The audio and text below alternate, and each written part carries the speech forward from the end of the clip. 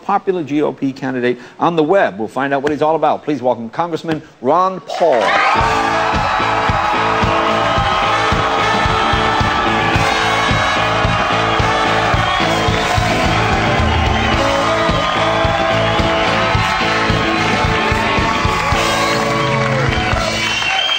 Thank you for coming. Thank you for having me. I know you're from Texas now, but what's your background? You didn't grow up in Texas, did you? No, I grew up in Pennsylvania, okay. Pittsburgh, Pennsylvania. Okay, all right. And you're a physician and still a physician. Right. How many babies have you delivered? About 4,000. Wow, there you go. Wow. Yeah. And that's just the NBA stars. That's not even counting on it. I know you're also in the Air Force as well? Right. I spent 5 years in the Air Force as a flight surgeon. Okay, so two noble professions, armed forces, doctor. How'd you get into the sleazy one, the politics? Now, what made you leave being a doctor and then, or did you ever leave? I got fascinated with studying economics, and I figured we were on the wrong course about 30 years ago. Okay. And I think we still do a lot of things wrong, and I've been fascinated with Austrian economics, which is free market economics.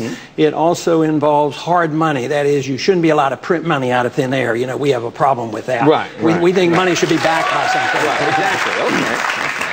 And you've been a congressman how long? This is my 10th term. I was in for 4 terms, left for 12 years, went back to medicine. Okay. And then I've been back again since '97. And this is the second time you've run for president? Second time. I did it in '88 as a libertarian.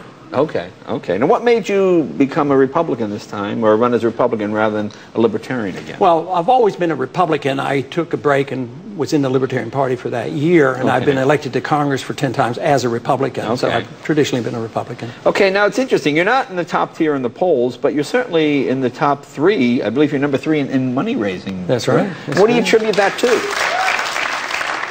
The views are very popular. Yeah. We defend the Constitution and very limited government. They're very popular.